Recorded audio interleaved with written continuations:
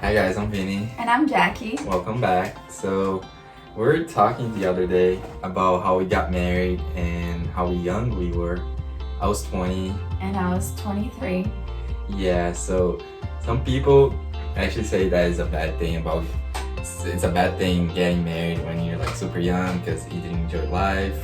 You didn't travel. You didn't travel. You don't do like all these good things that young people, like people that are not married, that they think that we should do. Yeah, single people that think that it's good, but like we actually got married young and we had a blast. Like no joke.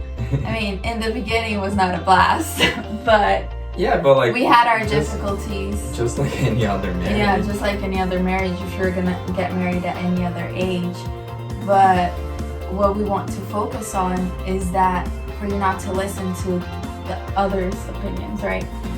If they're not constructive, if they don't come from, let's say, your parents or even but sometimes even your close friends may say something that upsets you or something that you don't like.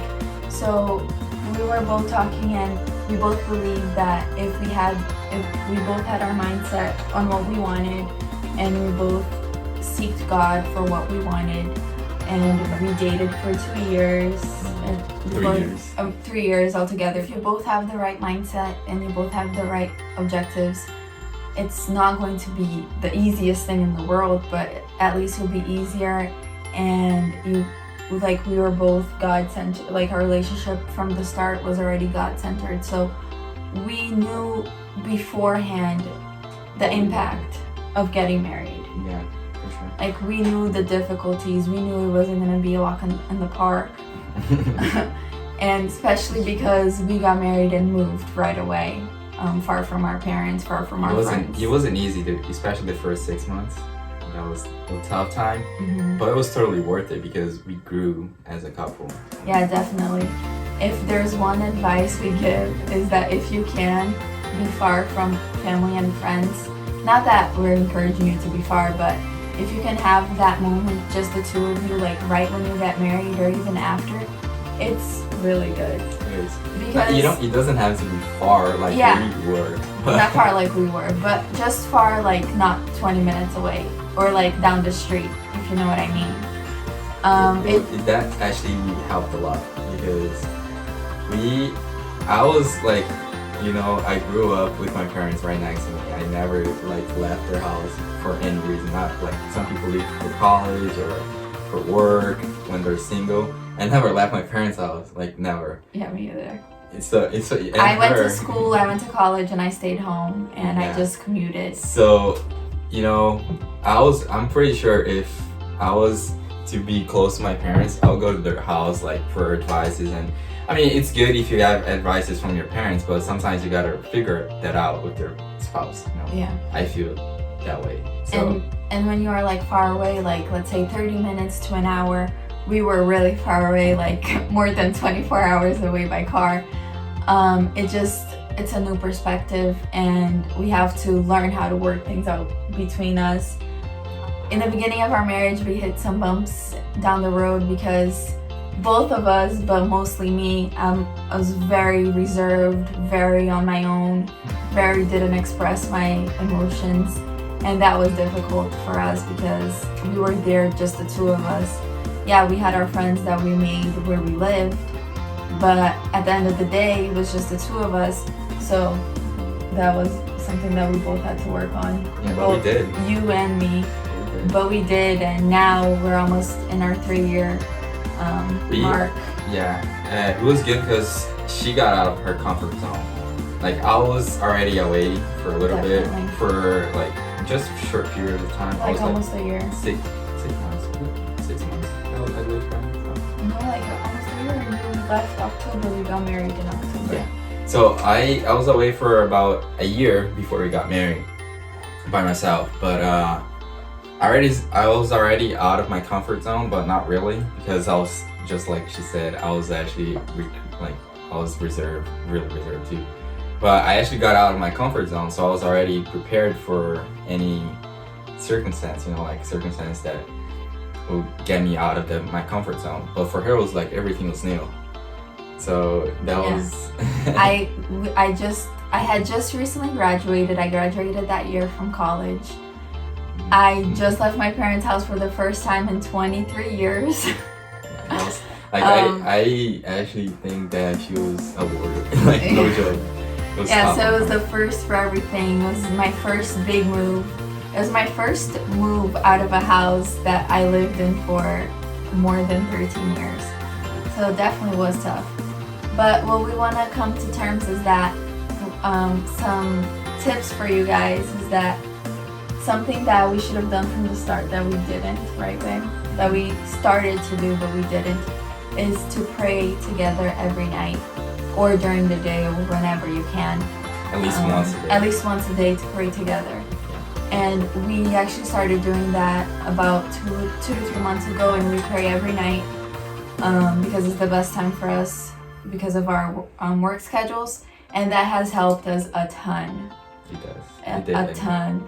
And also not listen, for me especially, not listening to music that doesn't bring you any joy. What I'm saying is sometimes I listen to music that have some swear words in it or some very explicit words in it. And I mean, the beat was nice, especially like whenever I worked out, I liked listening to that type of songs. But like recently after we moved here, which has been almost 5 months, I kind of stopped listening to that type of music, and I feel that that has helped me a lot. I'm not telling you guys to stop listening to the songs you listen to. I'm not saying that it's 100% bad, but what I'm saying is what helped us in our relationship. So any kind of advice we can give, that would be like, number one is pray together at least once a day, and just not like stop listening to music. That's not what I wanted to say. Is just listen to music that will bring you something like back, you know. That will give you like something back in return, but also like pay attention to your surroundings, like not just music, but like what you watch and what you listen to and what you do in your day-to-day life. Is it something that's gonna bring like a return back to your marriage? Is it something that you learn that you can apply in your marriage with your spouse? Or one other thing too is we try to do a lot of things together. Yeah. Like a lot of things, especially. I mean, of course, during the day I work, she works. We have our things to do that we do it by ourselves. Of course, there's no way we can do it together. But on our free times, like at night, we stay together. Yeah. We don't like go out just at one or the other. Or we go together, even to the groceries. We do groceries together. Mostly I don't like it, but mostly because I don't like. I don't like doing groceries. I drag him with me. When we do it together, it's fun. It's fun. We play the mostly her. He gets embarrassed. And, just try to find stuff to do together. We play tennis together. Yeah, and we go hiking with our dog. We do things together a lot, so that helped to build this connection, the two of us. The relationship. And also, everyone says this, but communication, something that in our first year was like not there. It really didn't exist. It did a little bit, but barely. So we learned that communication is a huge part of your relationship. It's key. It's key to every relationship, not just a marriage or a dating. Like to every relationship, the relationship you have with your mother, the relationship you have with a friend, with your father, with a cousin, with a grandparent, like any kind of relationship, communication is key. Like with a teacher, with anyone, a coworker. You already understood that. But yes, it's key, and most definitely gotta sit. Like we're reserving at least once a week. We sit down and talk. Like, hey, what are we gonna do this week? What's the plans? What's your goals? What's this and that? Like we sit down and talk, just so our week already starts like the right way. You know what I mean? With a positive impact on it. And we already know what we're gonna do together, what we're gonna do like for a job or whatever. But we sit down. That's like our communication of the week. But we, of course, during the day, like every day, we talk to each other. It's not like just that day. But we plan our week ahead and talk to each other. Like, what do you want to do? What we're gonna do this week? What we're gonna do in our free time? So communication is key, like, most definitely, for anything, for your business. I mean, we're talking about relationship, but you can, for business, for relationship with your parents, or all of it.